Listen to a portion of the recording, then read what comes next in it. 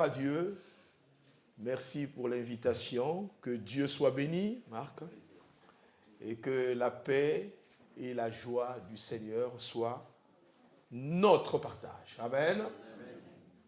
Jésus-Christ est ressuscité. Tel est le message de ce matin.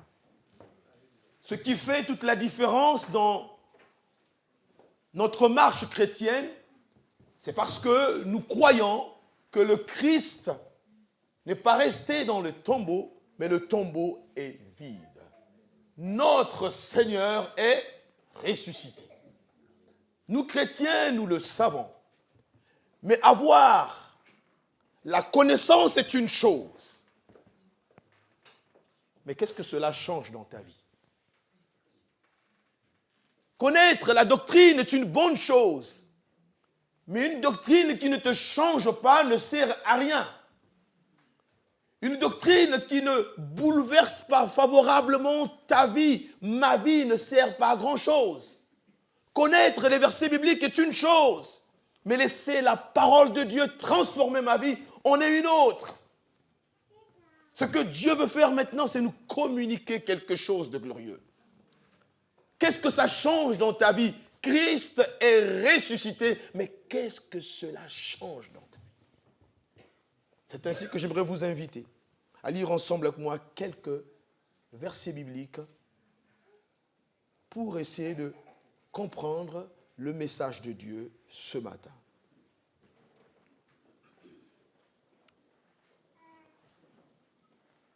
Vous avez les salutations de l'église du péage de Roussillon, la ville où règne la paix et la joie. Alléluia. Que Dieu vous bénisse. 1 Corinthiens chapitre 15. 1 Corinthiens chapitre 15, nous lirons les 21 premiers versets. Je vous rappelle, frères, l'évangile que je vous ai annoncé, que vous avez reçu, dans laquelle vous avez persévéré, et par lequel vous êtes sauvés. Si vous le retenez tel que je vous l'ai annoncé, autrement, vous auriez cru en vain.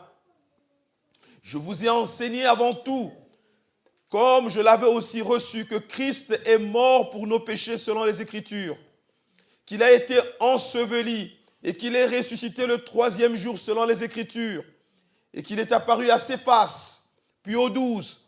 Ensuite, il est apparu à plus de 500 frères à la fois, dont la plupart sont encore vivants, et dont quelques-uns sont morts. Ensuite, il est apparu à Jacques, puis à tous les apôtres.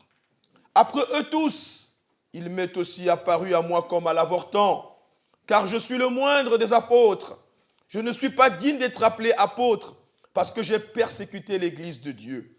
Par la grâce de Dieu, je suis ce que je suis, et sa grâce envers moi n'a pas été vaine.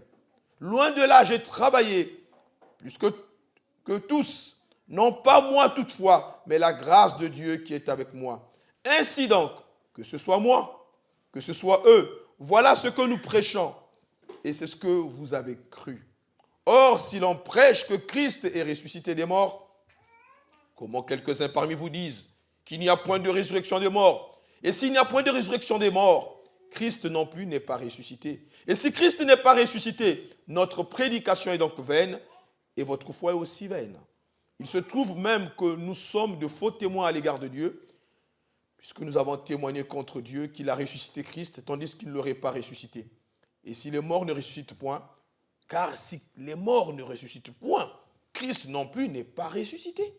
Et si Christ n'est pas ressuscité, votre foi est vaine et vous êtes encore dans vos péchés. Et par conséquent aussi, ceux qui sont morts en Christ sont perdus. Si c'est dans cette vie seulement que nous espérons en Christ, nous sommes les plus malheureux de tous les hommes. Mais maintenant, Christ est ressuscité des morts. Il est les prémices de ceux qui sont morts. Car puisque la mort est venue par un homme, c'est aussi par un homme qui est venu la résurrection des morts. Amen. Jésus-Christ est ressuscité. Amen. Le tombeau est vide. Le diable est vaincu. L'ennemi est vaincu. La victoire est certaine. Sa victoire, c'est notre victoire. J'entends quelqu'un dire Amen. Amen. 3 points ce matin, puis ensuite nous allons prier. Pourquoi croire en la résurrection de Jésus? Pourquoi croire en la résurrection de Jésus? Deuxième point, que serions-nous si Jésus-Christ n'était pas ressuscité? Et enfin, quels sont les bienfaits de la résurrection de Christ? Je ne peux pas me déplacer, ne pas parler de mon roi. Alléluia. Je ne peux pas me déplacer, aller de lieu en lieu sans honorer celui qui a sauvé mon âme. Alléluia. Celui que nous prêchons, c'est le Christ crucifié, ressuscité, glorifié. Et croire à la crucifixion de Jésus, à la résurrection de Jésus, à sa glorification, doit changer ta vie. Ce n'est pas simplement une connaissance, il faut qu'il y ait un impact dans ta vie. Depuis que tu confesses le Christ ressuscité, qu'est-ce qui a changé? Il faut qu'il y ait un changement. La première chose, pourquoi croire en la résurrection de Jésus-Christ? Eh bien, nous avons la réponse dans ce que nous venons de lire. Écoutez ce que dit le verset 1, le verset 2. Je vous rappelle, frères, l'évangile que je vous ai annoncé, que vous avez reçu, dans lequel vous avez persévéré et par lequel vous êtes sauvés. Si vous le retenez tel que je vous l'ai annoncé, autrement vous auriez cru en vain. L'évangile que je vous ai annoncé, que vous avez reçu, dans lequel vous avez persévéré. La première preuve, c'est le témoignage de l'Église. Christ est ressuscité, nous sommes la preuve que Christ est ressuscité. Est-ce que vous le savez? Je suis la preuve que Christ est ressuscité. Nous avons le témoignage de l'Église. C'est-à-dire, l'apôtre Paul est en train de dire, mais cet évangile a changé vos vies. Cet évangile, vous avez cru en cet évangile. Cet évangile vous a amené des ténèbres vers l'admirable lumière de Christ. Et maintenant, quelques-uns parmi vous veulent ne pas croire en la résurrection de Christ. Heureusement que ce n'était pas tous. C'est certains, parmi le peuple, remettaient en cause la résurrection de Christ. Et là, l'apôtre Paul, il vient et dit, mais ce n'est pas possible. Pourquoi certains au milieu de vous ne veulent plus croire en la résurrection? Qu'est-ce qui s'est passé, peuple de Corinthe? Alors que Christ a vaincu la mort. Pourquoi au milieu de vous, il y a un doute? Pourquoi au milieu de vous, certains refusent cela? Certains rejettent cette vérité glorieuse. La preuve, c'est vous. Au milieu de vous, vous avez expérimenté le salut. Au milieu de vous, vous avez expérimenté le pardon. Vous êtes l'Église de Jésus. Vous êtes la preuve de sa résurrection. Donc chacun d'entre nous ici ce matin peut dire, je suis sauvé, je suis la preuve que Christ est ressuscité. J'entends quelqu'un dire Amen. Ton salut ne vient pas de ton père. Ton salut ne vient pas de ta mère. Ton salut ne vient pas du pasteur, mais c'est Christ qui a sauvé ton âme. Et je suis la preuve que le Seigneur est vivant et qu'il est véritablement ressuscité.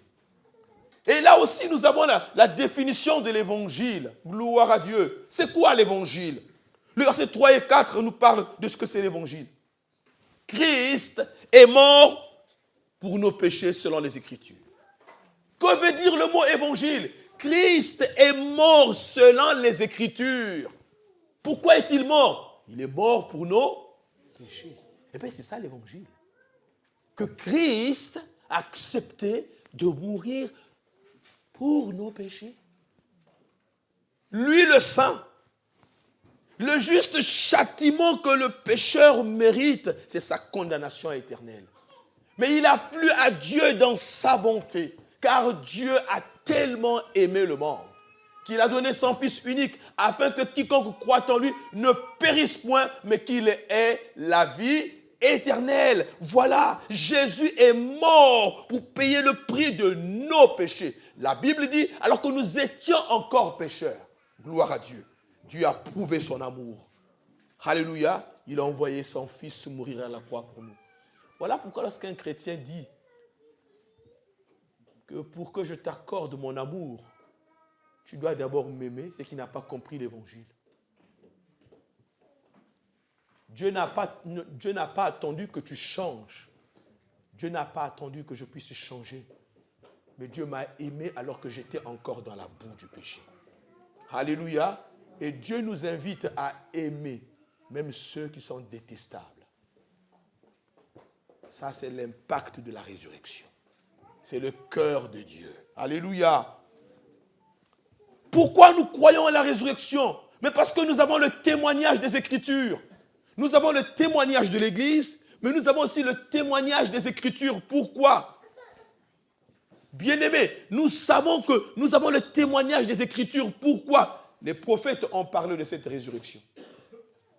Toujours le verset 3 et 4 dit, je vous ai enseigné avant tout, comme je l'avais aussi reçu, que Christ est mort pour nos péchés selon les Écritures. Selon les Écritures ont témoigné la résurrection de Christ. Plusieurs siècles avant que Christ ne puisse mourir, les prophètes ont prophétisé sur cette résurrection. Et nous avons la vérité dans la parole de Dieu. Ésaïe 53, on en a parlé ce matin, nous parle de cette résurrection. Il a plu à l'Éternel de le briser. Au verset 10. Par la souffrance, après avoir livré sa vie en sacrifice pour le péché, il verra une postérité et prolongera ses jours. Et l'œuvre de l'Éternel prospérera entre ses mains. Jésus lui-même a parlé de sa résurrection.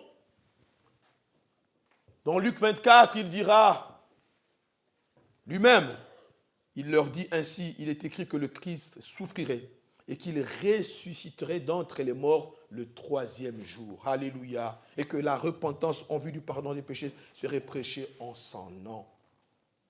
Les apôtres ont prêché la résurrection de Christ. Les apôtres ont prêché cela. L'apôtre Paul dit, je n'ai pas reçu autre chose.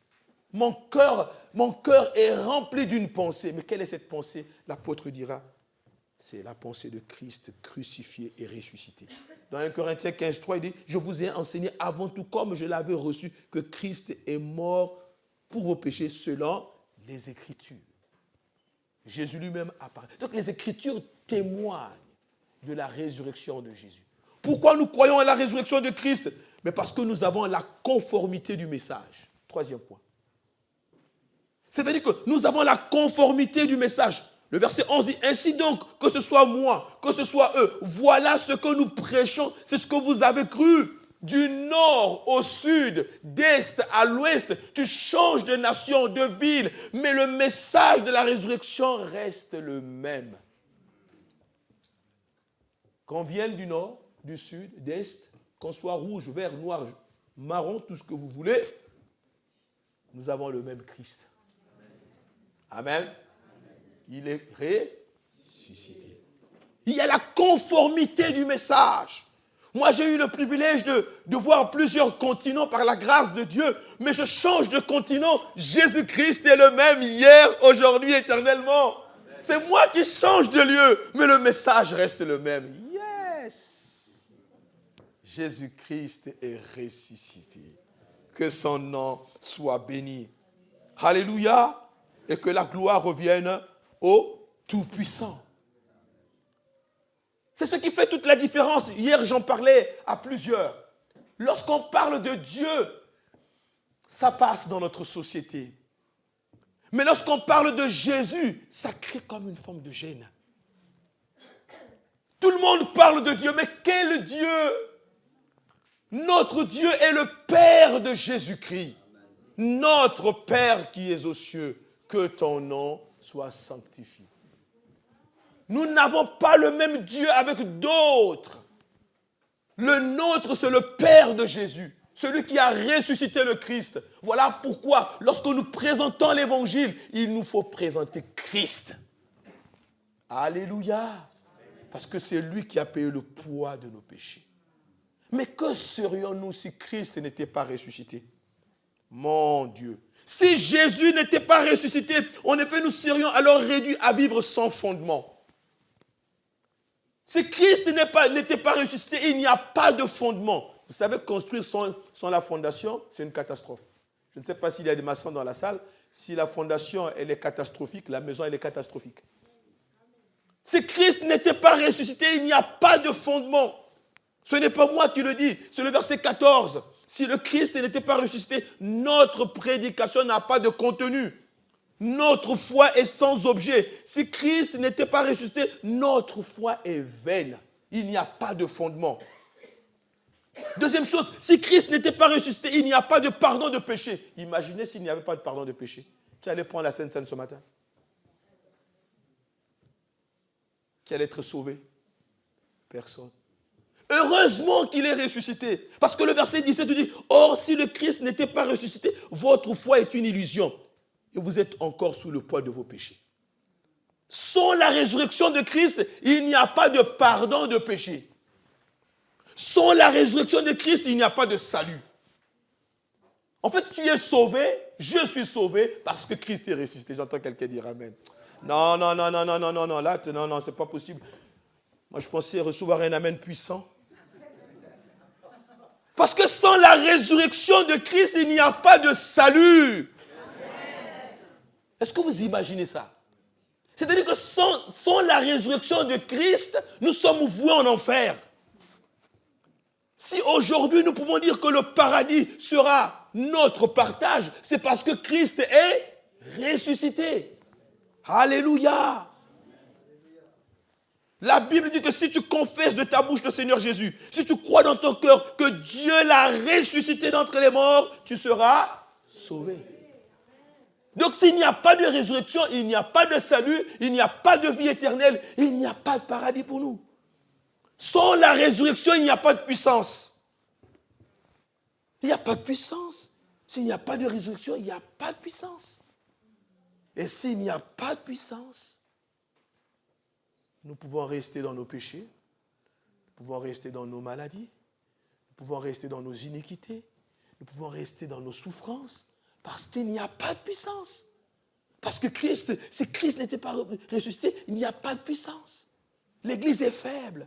La Bible dit dans Éphésiens 1, 19, Paul prie que les chrétiens comprennent l'extraordinaire grandeur de la puissance que Dieu met en œuvre. Alléluia. Paul dit, j'intercède. Il dira dans le verset 19 jusqu'au verset 20 d'Éphésiens 1, Paul dit que cette puissance, en effet, qu'il a déployée dans toute sa force, en la faisant agir en Christ lorsqu'il a ressuscité et l'a fait siéger à sa droite dans le monde céleste. Il prie pour que les chrétiens comprennent l'extraordinaire puissance glorieuse de Jésus. Alléluia. Amen. Je vous dis la vérité, tu peux connaître les versets, mais sans que les versets ne te changent. Tu peux lire toute la Bible sans que la Bible ne transforme ton caractère. Il y a un problème. Tu peux lire la Bible et rester la même personne année après année. Il faut que le contact avec la parole change ta vie. Il faut que le contact avec la puissance de la résurrection délivre ta personne des choses qui ne sont pas sa gloire. Il faut qu'il y ait un impact. Ce matin, je prie qu'il y ait un impact, une révélation glorieuse, puissante, venant du Saint-Esprit sur la puissance de la résurrection. Les ténèbres ne régneront pas toujours dans la vie. Si les années antérieures ont été couvertes de ténèbres, que les années futures soient couvertes de gloire. Amen. Parce que là où Dieu règne, il y a un changement. Là où il y a la puissance, il y a un mouvement. Quand vous arrivez à la maternité, vous entendez.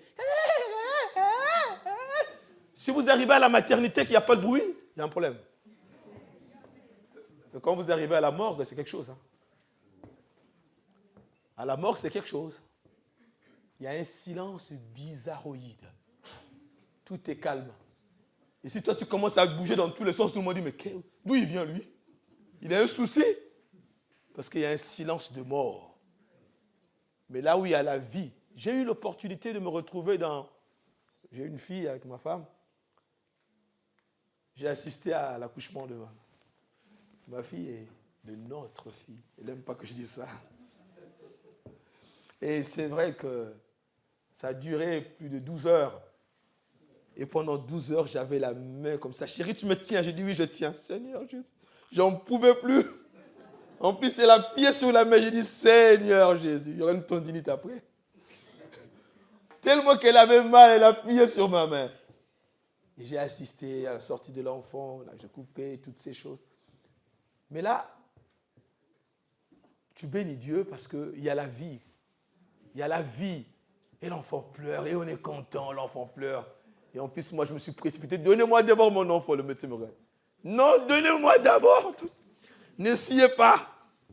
Je voulais l'avoir dans mes bras. Elle pleurait, j'étais heureux. Parce que nous sommes à la maternité. Il y a la vie là. Là où il y a la puissance, il y a la vie. Là où il y a la puissance, il y a la guérison. Là où il y a la puissance, il y a la repentance. Là où il y a la puissance, il y a la conversion. Là où il y a la puissance, il y a le changement. Là où il y a la puissance, il y a la délivrance. Là où il y a la puissance, il y a la libération. Là où il y a la puissance, il y a la restauration. Là où il y a la puissance, il y a les miracles. Là où il y a la puissance, il y a des signes. Là où il y a la puissance, les aveugles voient, les boiteux marchent, les paralytiques se lèvent, et la gloire revient au Tout-Puissant, et cela est normal. Amen. Ce ne sont pas des exploits, ça. C'est la normalité du royaume de Dieu. Ce qui est normal est devenu exploit. Ah, il y a eu un miracle. Mais c'est normal qu'il y ait des miracles. C'est notre mentalité qui doit changer. Parce que la puissance de la résurrection, c'est la puissance miraculeuse. Un frère de l'église, il arrive un matin avec des béquilles, parce qu'il avait fait plusieurs embolies pulmonaires. Et ce matin-là, la puissance de la résurrection était à l'œuvre. Je lui ai dit, jette cette béquille. Il me regardait de gros yeux. Il dit, au nom de Jésus, alléluia, lève-toi et marche. Il me regarde. Moi, je dis, oui, toi. Au nom de Jésus, lève-toi et marche. Maintenant. Après, il avait dit, non, mais c'est compliqué. Non, mais lève-toi et marche.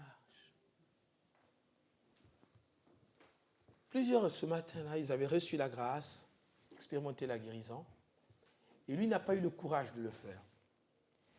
Il est rentré chez lui à la maison,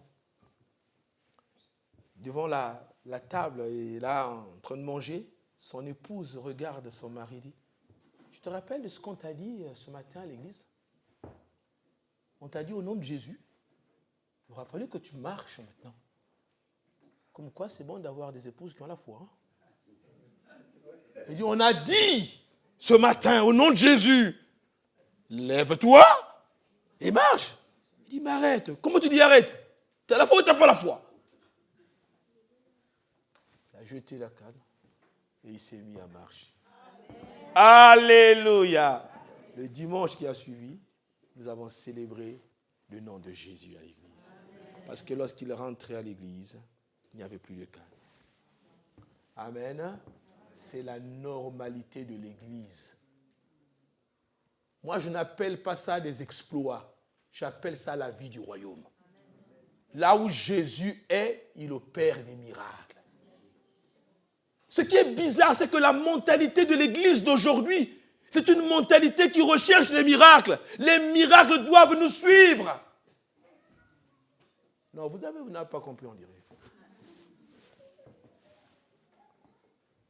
La vie de Dieu en nous change et bouleverse les choses. La puissance de la résurrection vient transformer littéralement notre conception, notre façon de vivre. Je poursuis Christ et je laisse ses promesses accomplir. La préoccupation de l'Église, c'est d'être plus intime avec Dieu, plus intime avec Jésus, plus intime avec sa parole. Laissez la vie de Dieu changer ma vie. Laissez la vie de Dieu remplir ma vie. Laissez le Saint-Esprit prendre ma vie. Et tout ce qui est écrit dans l'Écriture s'accomplira au temps de Dieu. Si Jésus-Christ n'était pas ressuscité, nous sommes sans espérance. Beaucoup n'ont pas d'espérance. La Bible dit, en effet, si nous sommes devenus une même plante avec lui par la conformité à sa mort, nous le serons aussi par la conformité à sa résurrection. Avez-vous remarqué que nous sommes dans un pays où le mot désespoir, le mot dépression, le mot découragement sont des mots qui sont vraiment élevés, hein? Limite adorés. Hein? Mais nous avons de l'espérance en Jésus-Christ. Il y a de l'espoir pour quelqu'un ce matin, malgré les circonstances de ta vie. Il y a de l'espoir pour une famille ce matin, même si tu passes par une situation difficile. Il y a de l'espoir pour un couple, il y a de l'espoir pour une personne, il y a de l'espoir pour une église, il y a de l'espoir parce que nous savons en qui nous avons cru. Donc si Christ n'était pas ressuscité, la prédication des apôtres, mes chers amis, est une prédication vaine.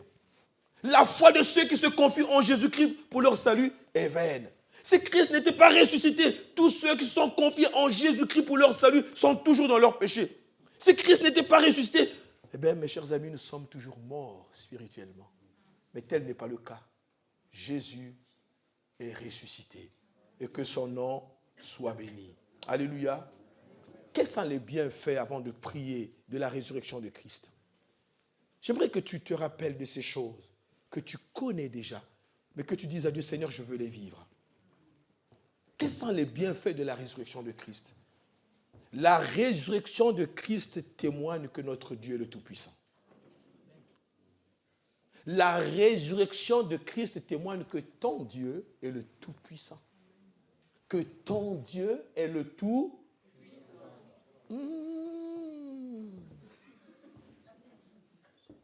Que ton Dieu est le Tout-Puissant.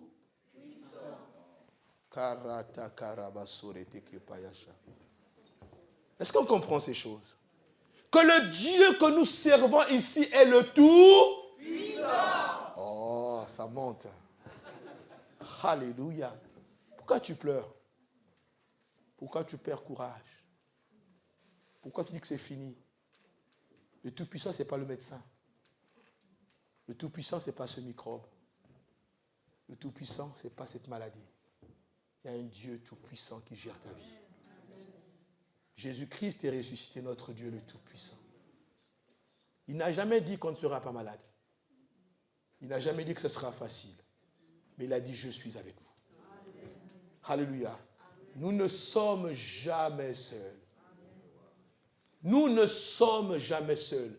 Je dis souvent, là où je suis à l'église, moi et Dieu, c'est la majorité. Alléluia. Nous avons un allié de sûr, c'est Dieu. Christ est ressuscité, ton Dieu est le Tout-Puissant. Ne perds pas courage, il fera infiniment au-delà de ce que tu ne peux imaginer. Dieu va t'étonner. Dieu va t'étonner. Il peut guérir. Il peut restaurer, il peut rétablir, il peut libérer, il peut affranchir. Dimanche dernier, nous étions à l'église et je prêchais l'évangile et là au milieu de nous, il y avait une personne nouvelle qui est venue.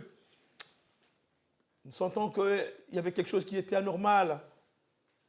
Et elle s'est mise un peu à parler à haute voix dans l'assemblée des saints. Et là, nous avons vu par la puissance de Dieu que ce n'était pas Dieu qui nous parlait, mais c'était l'ennemi qui parlait au travers de sa bouche. Et là, nous avons dit au nom de Jésus que toute parole qui ne vient pas de l'Éternel, se taise maintenant, quitte ce corps. Et au milieu de l'assemblée, les démons se sont manifestés. Et là, quelques-uns, pasteur, c'est chaud. Non, c'est pas chaud. Dieu est le Tout-Puissant. Dieu est le Tout-Puissant. Arrière de nous, Satan, tu n'as pas de place au milieu de nous. L'église appartient à Jésus. Les démons ont quitté les corps. Et à la fin, je me sens bien, mais c'est normal, il est parti. Eh oui, le Tout-Puissant t'a libéré. Alléluia. Nous lui avons présenté l'évangile de Jésus. Elle a accepté Christ. Notre Dieu le Tout-Puissant. C'est normal dans l'église. Nous sommes dans la normalité. Ce n'est pas l'exception. Moi, je dis ça aux chrétiens. Il ne faut pas que ça devienne exceptionnel. Ça doit être normal dans la mentalité de l'église. Que le Tout-Puissant fasse éclater sa gloire.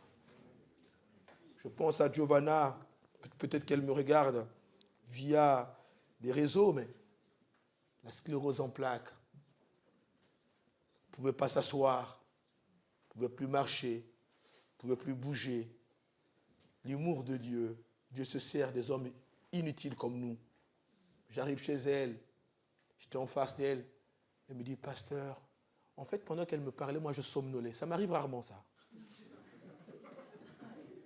Je revenais d'une campagne d'évangélisation, j'étais fatigué.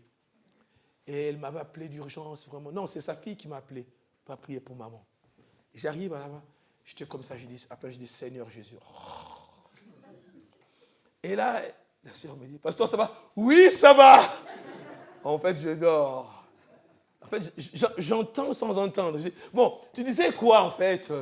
Ouais, mais en fait, je ne peux plus bouger, tout ça. Ah, d'accord, gloire à Dieu. Gloire à Dieu. En fait, je dis, bon, je n'ai même pas tout compris. Je dis, Seigneur Jésus, c'est toi qui fais. Amen.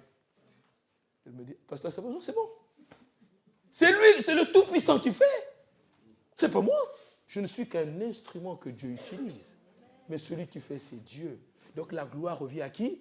À Dieu. Je suis parti. Et quand je suis rentré dans ma voiture, j'ai dit, mon Dieu, j'ai ronflé. Devant la sœur. À la honte. Oh Seigneur. Bon Seigneur, opère un miracle. Comme ça, elle va oublier les ronflements. Mais au moins, elle se souviendra des miracles. Alléluia. Je suis rentré chez moi. Vous savez quoi? Dieu est bon. 2 semaines après, elle m'appelle. Pasteur, je dis oui, allô. C'est incroyable. Je dis, qu'est-ce qui se passe? Mais c'est incroyable. Je dis, dis. Incroyable, c'est bon. Après, oui, raconte. J'ai été voir le spécialiste. Il m'a dit, il n'a jamais vu ça. J'ai fait des analyses. Je n'ai aucune trace. Le médecin m'a encore envoyé vers un autre spécialiste parce qu'il ne comprend pas. Et moi, j'ai regardé le médecin, je lui ai dit, c'est Jésus qui a fait ça. Le médecin m'a dit, Il ne voulait rien comprendre. Bon, il n'a pas dit oui, il n'a pas dit non, mais bon. Et lorsque les résultats sont arrivés, je lui ai dit, repars voir le médecin. Alléluia. Repars le voir. Ah oui, c'est vrai, il n'y a plus rien. Eh bien, continuez avec votre Jésus. Elle est dans l'église et elle loue son Dieu. Des témoignages pareils, on peut en citer des centaines, parce que Dieu agit encore. Je me souviens à Annemasse, il y a quelques mois, j'y étais pour un temps d'évangélisation. Notre Dieu est le Tout-Puissant. Une sœur est venue devant pour que nous puissions prier. Marc, il avait quelque chose derrière sa gorge, ici. Et nous avons prié. C'était un vendredi à 19h, le texte Samuel. J'ai dit que Dieu t'accorde la faveur. Amen. Il dit, pasteur, ça fait plusieurs fois qu'on m'opère, mais ça ne marche pas. Mais cette fois-ci, je m'attends à Dieu. J'ai dit, oui, c'est aujourd'hui, c'est ton jour. Dieu va se manifester. Elle est rentrée chez elle. À peine elle est rentrée chez elle, elle a fait, vous savez quoi? Le truc était à l'intérieur ici. C'est détaché de sa gorge. Et le dimanche matin, j'ai eu droit à un cadeau spécial. En fait, elle avait mis le truc qui était sorti de sa bouche dans un truc. Et moi, je ne savais pas. Alors j'arrive, je dis, gloire à Dieu dans les lieux très hauts.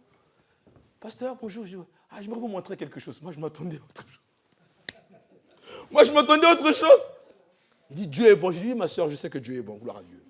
Mais vous savez ce qu'il a fait? J'ai dit, mais non, je ne sais pas. Regardez. C'était ma première réaction. J'ai dit, c'est quoi ça? Il dit, le Seigneur a enlevé cela. J'ai retrouvé ma voix, je me sens bien. Notre Dieu est le Tout-Puissant. Amen. Il est vrai. La résurrection de Jésus atteste la divinité de Jésus. Jésus est Dieu. Il est plus que prophète. Il est plus que pasteur. Mais il est Dieu. La résurrection de Jésus témoigne que Jésus est Dieu. Les 4 évangiles annoncent à plusieurs et attestent la divinité de Christ. Mais au travers de sa résurrection, nous croyons qu'il n'est pas simplement un prophète, mais il est Dieu. Il est le Fils de Dieu. Donc nous avons placé notre foi en le Fils de Dieu. Alléluia. La résurrection de Christ prouve que Dieu a accepté, a approuvé le sacrifice de son Fils. Il n'y a plus rien à ajouter. Tu n'as rien à ajouter. Christ a offert un seul sacrifice pour nos péchés. Il s'est donné lui-même. Tu n'as plus rien à faire. Jésus a dit, c'est fait. Quiconque croit en lui a la vie. Quiconque a le Fils a la vie. Et celui qui n'a pas le Fils n'a pas la vie. Il est le chemin, pas un chemin, mais le chemin, la vérité et la vie. Et nul ne peut aller au Père sans passer par lui. Gloire à Dieu. La résurrection de Christ témoigne de notre régénération. Nous avons la nouvelle vie en Christ parce qu'il est ressuscité. Nous avons la vie de Dieu en nous. Cette vie de Dieu, la vie Zoé, la vie de paix, de joie, d'amour, de compassion. Je suis toujours étonné quand un chrétien dit « j'ai du mal à l'aimer ». Non, tu ne veux pas l'aimer. Ah, ce frère, vraiment, quand je le regarde, mon ami, tu peux l'aimer. Parce que tu as la vie de Dieu en toi. Le Christ, par sa grâce, vit en toi. Et l'Éternel a déposé dans notre cœur son amour. Je ne sais pas pourquoi, pendant que je suis en train de prêcher, le Saint-Esprit me met à cœur de dire à quelques-uns ce matin qu'il est le Dieu qui nous appelle à pardonner. Lorsqu'on a été parfois trahi, meurtri, et qu'on a du mal à pardonner. Ce matin, le Seigneur te rappelle qu'à la croix, il a dit, Père, pardonne-leur. Et il est notre modèle par excellence. Cela peut être dans l'église, dans ton couple, dans ta famille. Si tu as du mal à libérer le pardon ce matin, le Seigneur t'invite à le faire. Et il y a une grâce excellente qui va se révéler, se manifester dans ta vie quand tu ouvres ton cœur et que tu apprends à pardonner. Quand bien même que parfois tu sais que tu as raison. Mais puisque cela te travaille intérieurement, au point de te rendre mal à l'aise, alors que tu es dans la présence de Dieu. Ce matin, le Seigneur veut enlever cette souffrance et te donner une pleine liberté. Alors pardonne et tu verras la gloire de Dieu. Tu as reçu la vie de Dieu. J'ai reçu la vie de Dieu. Le chrétien, ce n'est pas celui qui s'appuie sur sa force pour faire, mais le chrétien, c'est celui qui laisse l'Esprit de Dieu remplir sa vie. Et par la force, par la vie de Dieu, nous pouvons faire. Nous ne sommes pas là pour nous appuyer sur notre propre force. Non, ni par force, ni par puissance, mais c'est par l'Esprit que nous faisons les choses. C'est par la vie de Dieu. C'est lui qui fait. La résurrection de Jésus garantit notre justification. C'est parce que Christ est ressuscité, ainsi celui ou celle qui croit en Christ est déclaré juste. Tu n'as rien à ajouter. Ce matin, on ne te demande pas une offrande pour être juste, mais l'offrande a été donnée. C'est Christ. Christ s'est donné pour ta justification. La résurrection de Christ nous renferme notre espérance en la résurrection de notre corps. La Bible parle de la résurrection de notre corps. La Bible dit que même maintenant, Christ est ressuscité de mort. Il est les prémices de ceux qui sont morts. Nous croyons que nous allons ressusciter. Alléluia. Il y a notre corps qui nous attend, un corps glorifié. Et je dis amen à cela, parce que le Maître est passé par là et nous suivons le chemin. Alléluia. Puisque Christ est ressuscité, ne crains pas les démons. Ne crains pas le diable. Ne crains pas les puissances des ténèbres. Celui qui est en toi est plus fort que celui qui est dans ce monde. Celui qui est en toi est plus fort que la maladie. Celui qui est en toi est plus fort que le péché. Celui qui est en toi est plus fort que l'iniquité. Celui qui est en toi est plus fort que Satan. Celui qui est en toi est plus fort que les problèmes. Celui qui est en toi est plus fort que la dépression. Celui qui est en toi est plus fort que la puissance du diable. Ne crains pas, lève la tête. Jésus est ressuscité. C'est encore possible. Alléluia. Puisque Christ est ressuscité, mon ami, réalise avant de prier que nous avons un intercesseur dans le ciel. J'entends des hommes et des femmes me dire, il n'y a personne à mes côtés pour me soutenir. J'ai une bonne nouvelle à t'annoncer. Jésus-Christ est ressuscité, il est monté au ciel, il intercède pour toi. Il intercède pour toi, il intercède pour toi, il intercède pour toi. Donc tu as toujours un intercesseur 24 heures sur 24. Vous savez, quand tu te confies à un pasteur, nous parfois on dort et puis on ronfle. Mais on ne prie pas tout le temps. Il y en a qui pensent qu'on est assis dans une boîte en train de prier matin, midi, soir. Non, on mange, on dort comme vous. Mais il y en a un qui ne dort pas et qui ne sommeille pas. C'est Jésus. Lui, il veille sur ton âme. Il veille sur l'Église. Il veille sur son serviteur. Il veille sur ton couple. Et lui, il intercède. Il est ressuscité et il est ton intercesseur. J'entends quelqu'un dire Amen. Amen. Christ est ressuscité. Église du Seigneur, ce matin, proclame la victoire. La victoire sur le péché. La victoire sur le mauvais caractère. Tu ne peux pas garder un mauvais caractère et dire que je suis né comme ça. C'est pas de Dieu, ça. Ça ne rend pas gloire à Dieu. Tu n'es pas né comme ça pour rester comme ça. Tu es né comme ça pour être délivré, libéré, affranchi, transformé par la puissance de la résurrection. C'est ça l'évangile. L'évangile, ce n'est pas juste Christ. Jésus-Christ est mort. Mais oui, mais qu'est-ce que cela change dans ta vie? Hier, je disais, le meilleur témoignage que tu peux donner, c'est ta vie. Et le Christ, ce qu'il a accompli. Dans le témoignage, ta vie et l'œuvre de Christ font corps pour impacter les autres. Quand je parle de ta vie, c'est de parler de ce que Christ a fait dans ta vie et de rendre gloire à Dieu pour l'œuvre de la croix. Alléluia. Christ est ressuscité. Nous réalisons que ce matin, nous pouvons l'adorer. Parce qu'il est vainqueur. Parce qu'il est vainqueur.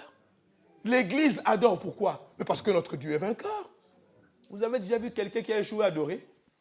Qui a déjà échoué dans la vie ici? Moi déjà. Est-ce que le jour de votre échec, vous avez dit « Alléluia, gloire à Dieu » Le premier réflexe lorsqu'on a échoué, c'est « Seigneur Jésus, oh Dieu ». Parfois tu rends grâce, mais on sent l'abattement, mais c'est normal. Tu loues, mais il y a l'abattement. Mais Jésus-Christ n'a pas échoué. Il est vainqueur.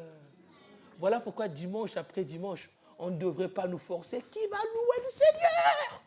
Lorsque le peuple de Dieu réalise la puissance de la résurrection, le peuple de Dieu élève la voix. Parce qu'ils savent en qui ils ont cru. Notre Dieu est ressuscité. Alléluia. Ouvrons nos cœurs, bénissons le Seigneur. Et pour celui ou celle qui ne connaît pas le Seigneur ce matin, j'aimerais t'annoncer une bonne nouvelle. Il est celui qui sauve, il est celui qui pardonne, il est celui qui purifie, il est celui qui te reçoit dans ses bras, il est celui qui a accompli l'œuvre de la croix pour que tu puisses te réconcilier avec le Père, il est celui qui est mort pour toi. Il te tend la main, il dit viens à Jésus. Venez à moi, vous tous qui êtes fatigués et chargés. Je vous donnerai du repos. Et ce matin, Dieu veut guérir. Je ne connais pas ta maladie. Je ne connais pas ta souffrance. Je n'ai même pas envie de connaître. Mais ce que je sais, c'est que le Dieu qui m'a investi, le Dieu qui m'a appelé est ici. Et il guérit encore. Lui, il connaît ta vie. Lui, il connaît ce dont tu as besoin. Lui, il connaît le vrai diagnostic. Et il a l'autorité et la capacité de guérir. Parce qu'il est Dieu. Alors que nous allons le célébrer, nous allons le glorifier, nous allons le magnifier, nous allons prier pour ceux qui sont malades. Alors que nous allons le glorifier, le magnifier, nous allons donner l'opportunité à ceux qui veulent accepter Jésus ce matin de venir dans la présence du Seigneur. C'est tellement magnifique de donner sa vie à Jésus. C'est tellement glorieux de donner sa vie à Jésus. Parce que Jésus transforme des vies. Jésus purifie les vies. Jésus enlève le fardeau. Jésus enlève tout ce qui nous tire vers le bas. Il est celui qui va littéralement en profondeur transformer notre vie. Mais pour cela, il se tient devant toi et dit, accepte-moi. Je suis ton sauveur et ton Seigneur. Et la balle nous revient. C'est à nous finalement d'accepter. Il ne va pas venir dans le but de pouvoir prendre une place que toi tu ne veux pas lui donner. Alors si tu es ici pour la toute première fois, ou peut-être pour la 4e, la 5e, et peut-être ça fait plusieurs mois, alors que nos têtes sont inclinées, s'il vous plaît, j'aimerais donner l'opportunité à une personne ce matin. Peut-être un enfant, peut-être un ado, peut-être un jeune, peut-être une maman, peut-être un papa. J'aimerais donner l'opportunité à quelqu'un de pouvoir accepter Jésus. Est-ce que tu veux ce matin donner ta vie à Jésus? Tu peux simplement lever ta main. Alléluia. Y a-t-il quelqu'un ce matin? Oui, j'ai vu ta main. Oui, j'ai vu ta main. Oui, j'ai vu ta main. Oui, j'ai vu ta main.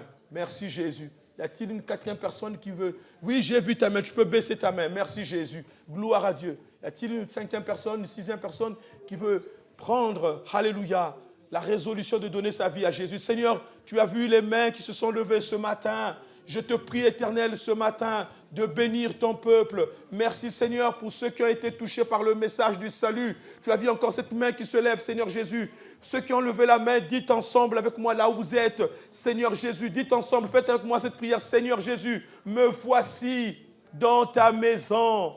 Je réalise, Seigneur, ce matin, répétez avec moi que je suis pécheur, que j'ai péché devant toi. J'ai offensé ton nom. Je reconnais mon péché. Et alors je demande pardon, Seigneur. Je viens avec reconnaissance parce que toi, tu es saint, tu es pur. Mais moi, je suis pécheur. Alors voilà pourquoi ce matin, je reconnais mon péché. Et je te demande pardon pour mon péché. Seigneur, viens maintenant. Je te donne ma vie. Tu peux le dire, je te donne mon âme, je te donne mon cœur. Viens maintenant prendre la première place dans mon cœur. Sois le sauveur et le Seigneur de mon âme. Et je prends la résolution de te suivre aujourd'hui et jusqu'à la fin de mes jours. Alléluia. Que Dieu vous bénisse. Que la grâce de Dieu soit avec vous. Que la main de Dieu soit avec vous. Et que l'Éternel vous fasse du bien. Dans le nom de Jésus. Alléluia.